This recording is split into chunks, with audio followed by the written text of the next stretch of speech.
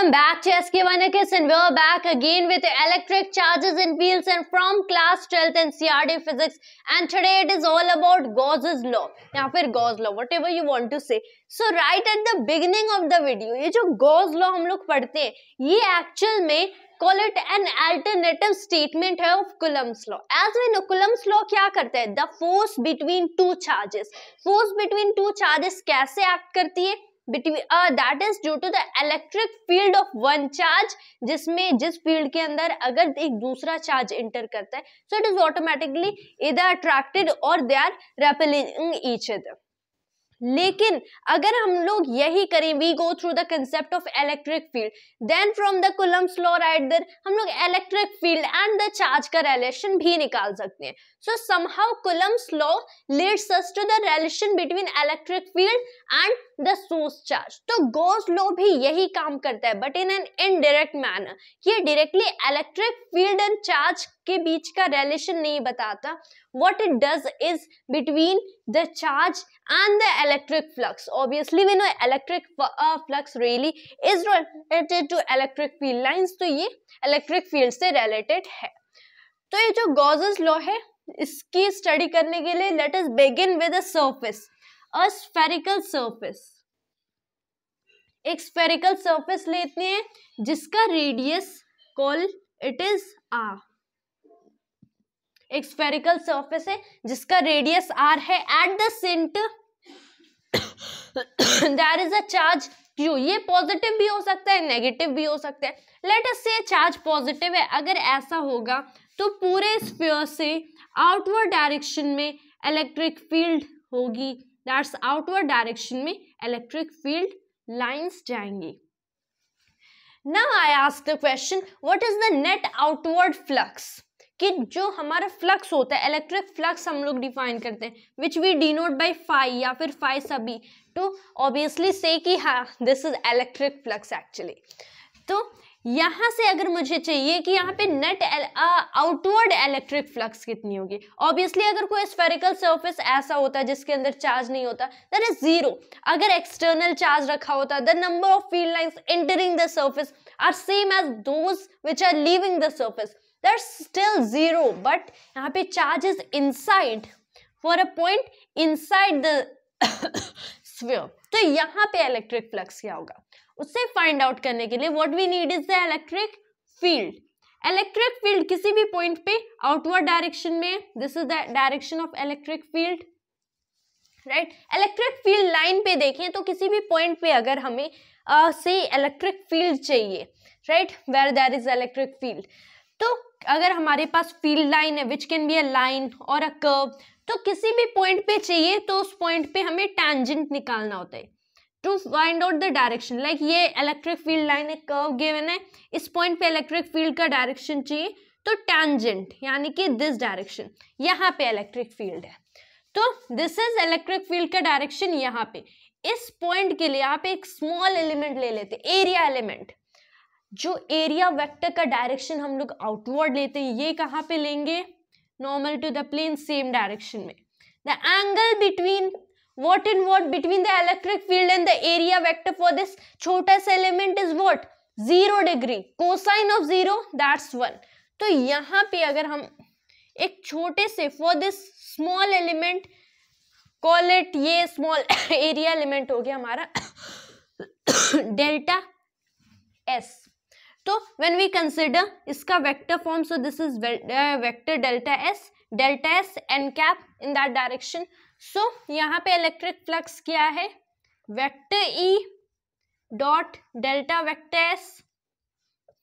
Obviously यहाँ पे now for every point on this sphere यहाँ पे अगर हम लोग देखें तो इलेक्ट्रिक फील्ड का जो डायरेक्शन है वो सेम है as the direction of the area vector that we consider for that specific area element या फिर पॉइंट. तो यहाँ पे ऑब्वियस सी बात है it is simply E delta S. Charge is what Q. Surface के लिए ले रहे ये सारे एरिया एलिमेंट्स सरफेस पे ले रहे तो distance from the charge is R. तो this is Q 4 pi epsilon naught R square times में delta S. Now what we have to do कि ये तो इस छोटे से एलिमेंट के लिए इलेक्ट्रिक फ्लक्स हो गया कि वहां एलिमेंट से के थ्रू कितना फ्लक्स पास कर रहा है। मुझे पूरे सरफेस पे इलेक्ट्रिक फ्लक्स चाहिए कि यहाँ पे पूरे सरफेस से इलेक्ट्रिक फ्लक्स कितना पास कर रहा है। सो फॉर दैट ऑब्वियसली हम लोग जानते हैं, वो हम लोगों ने डेल्टा में लिखा है, we haven't gone through the and all that, लेकिन रिमेंबर कि इट अप्रोचेस जीरो, कि एरिया एलिमेंट बहुत स्मॉल होना चाहिए such that it approaches zero.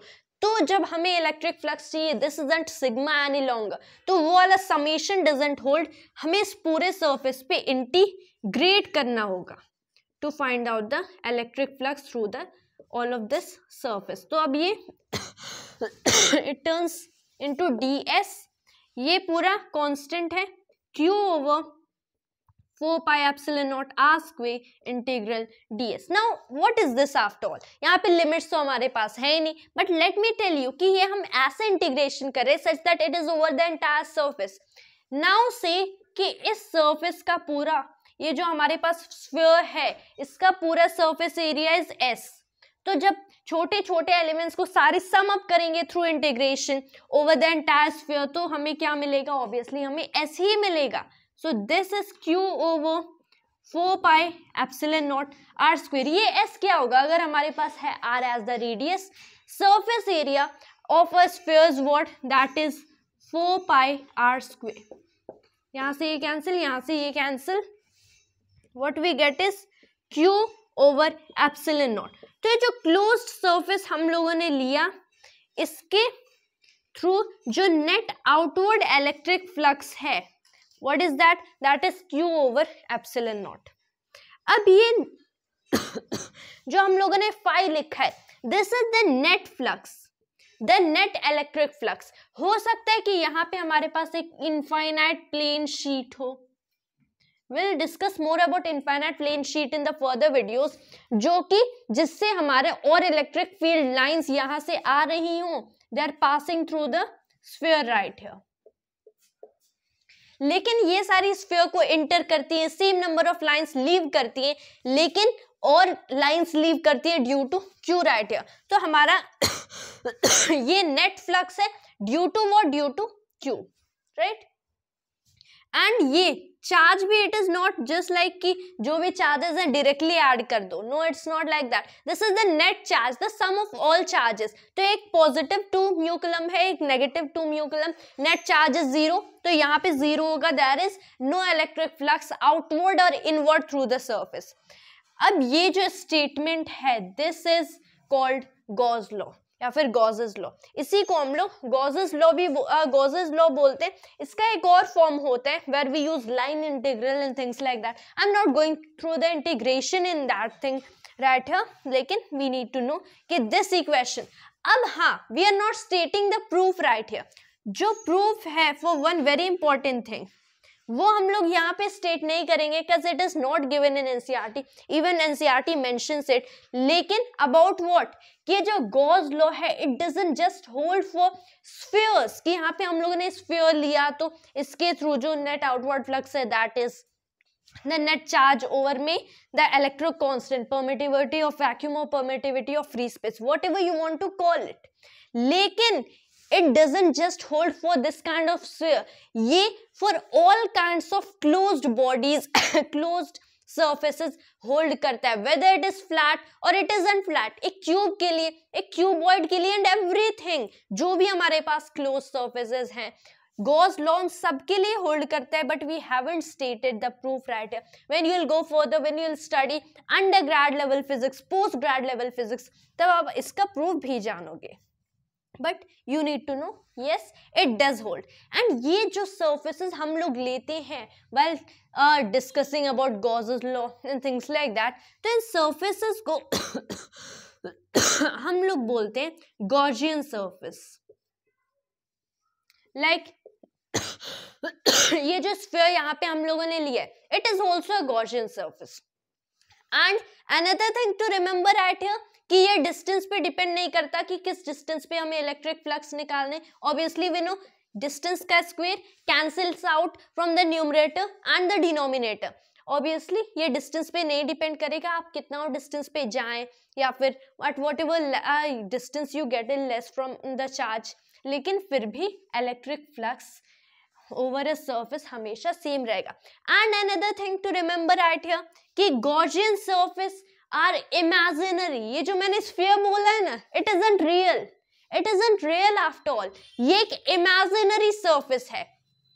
I don't think NCERT में this has been mentioned, लेकिन ऑब्वियसली गॉसियन सर्फेसेस इमेजिनरी होते हैं कि हमें फ्लक्स एट अ पॉइंट चाहिए, या फिर हम लोगों ने इमेजिन कर लिया कि यहाँ पे दिस इज द थिंग कि यहाँ पे जस्ट इमेजिन यहाँ पे एक स्फीयर है, या फिर यहाँ पे क्यूब है, एक क्यूबॉइड है, या फिर other kinds of various problems, बहुत सारे प्रॉब्लम्स को जो कि मैंने एक्सरसाइजेस में बहुत सारे प्रॉब्लम सॉल्व कर लिए हैं, हम लोग इमेजिन कर लेते हैं कि यहाँ पे एक गॉसियन सर्फेस है. And when we do that then we can easily find out the flux, the net charge or various things like that. So remember, a Gaussian surface is just an imaginary surface which we have also used right here, जो कि help करता है to us for solving various kinds of problems in both physics and electrostatics, even when we'll go further in electrodynamics. And that was just all for today, and thanks to you always, and Jai Hind, Jai Bharat.